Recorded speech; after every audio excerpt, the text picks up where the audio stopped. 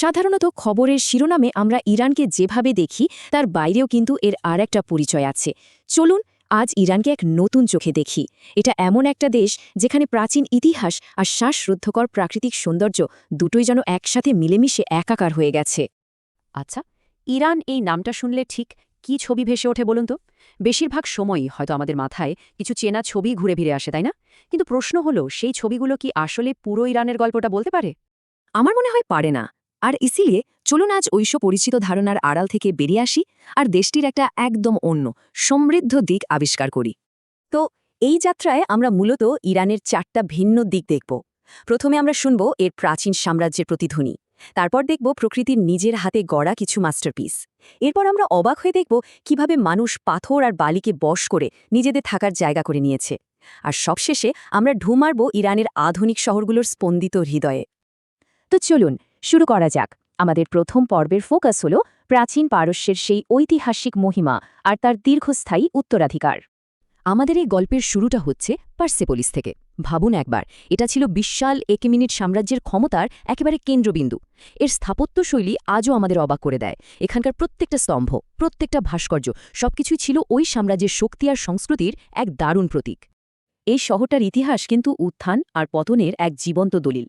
খ্রিস্টপূর্ব 518 অব্দে মহান দারিয়েস এর গোড়াপত্তন করেন। এরপর প্রায় 200 বছর ধরে এর গৌরব ছিল আকাশছোঁয়া। কিন্তু খ্রিস্টপূর্ব 330 সালে আলেকজান্ডার দ্য গ্রেটের আক্রমণে এই গৌরবময় অধ্যায়ের শেষ হয়। তবে জানেন, এর ধ্বংসাবশেষ আজও কিন্তু সেই প্রাচীন সাম্রাজ্যের বিশালতা আর জাঁকজমকের গল্প বলে চলেছে। পারস্য সাম্রাজ্যের রাজনৈতিক কেন্দ্র থেকে চলুন এবার সোজা চলে যায় এর বাণিজ্যিক হৃৎপিণ্ডে, বাম দুর্গ। এটা কিন্তু শুধু একটা সুরক্ষিত দুর্গ ছিল না, এটা ছিল সেই বিখ্যাত সিল্ক রোডের ওপর একটা জমজমাট বাণিজ্য কেন্দ্র।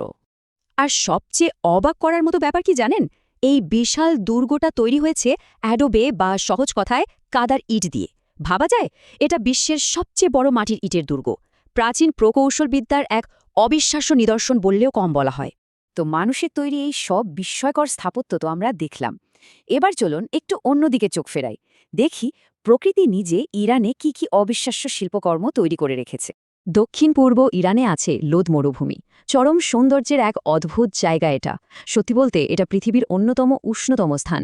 আর এখানকার প্রাকৃতিক গঠন এতটাই বিচিত্র যে দেখলে মনে হবে, আরে এ তো অন্য কোনো গ্রহ। কতটা উষ্ণ জানেন? এখানকার ভূপৃষ্ঠের তাপমাত্রা একবার রেকর্ড করা হয়েছিল 70.7 ডিগ্রি সেলসিয়াস। ভাবা যায়, এটা প্রকৃতির রুক্ষ কিন্তু একই সাথে কি অসাধারণ সুন্দর একটা রূপ, তাই না? কিন্তু ইরানের প্রাকৃতিক বিস্ময় কিন্তু শুধু এই মরুভূমিতেই শেষ নয়। যেমন ধরুন, কেশম দ্বীপে আছে পৃথিবীর দীর্ঘতম লবণ গুহা। ভেতরে ঢুকলে মনে হবে অন্য কোনো জগতে চলে এসেছি। আবার দেখুন হরমুজ দ্বীপকে, যার মাটি এতটাই রঙিন যে একে রামধনু দ্বীপ বলা হয়। এখানে শেষ না, আছে উর্মিয়া হ্রদের মতো বিশাল লবণাক্ত জলাশয়, আবার জাগ্রোস পাহাড়ের বুক চিরে নেমে আসা পিরান জলপ্রপাতও আছে। মানে বৈচিত্র্যটা একবার ভাবুন, সত্যি অসাধারণ। আচ্ছা, প্রকৃতির এই চরম বৈচিত্র্য আর কঠিন পরিস্থিতির সাথে মানুষ নিজেদেরকে কিভাবে মানিয়ে নিয়েছে বলুন তো? চলুন এবার সেই সৃজনশীলতার গল্পটাই শোনা যাক। যেমন কান্দোভান গ্রামের কথাই ধরুন। এখানে মানুষ আগ্নেয়গিরির শিলা খোদাই করে তৈরি কোন আকৃতির বাড়িতে বাস করে। এটা বিশ্বের হাতে গোনা কয়েকটা গুহা বসতির মধ্যে একটা, যেখানে আজও মানুষ পাথরের ওই অদ্ভুত বাড়িগুলোতে থাকে। মানুষের খাপ খাইয়ে নেওয়ার ক্ষমতার কি অসাধারণ এক জীবন্ত উদাহরণ, তাই না? এবার চলুন যাই ইয়াজদ শহরে। এই শহরটাকে ডাকা হয় উইন্ড ক্যাচারের শহর বলে। কেন? এর কারণটা লুকিয়ে আছে এক অবিশ্বাস্য প্রাচীন প্রযুক্তির মধ্যে। এই যে দেখছেন বাদগির বা উইন্ড ক্যাচার, এগুলো হলো এক ধরনের প্রাকৃতিক এয়ার কন্ডিশনার। ভাবুন তো, কোনো বিদ্যুৎ ছাড়াই। এগুলো নকশাটাই এমন যা মরুভূমির গরম বাতাসকে টেনে এনে ঠান্ডা করে ঘরের ভেতরে পৌঁছে দেয়।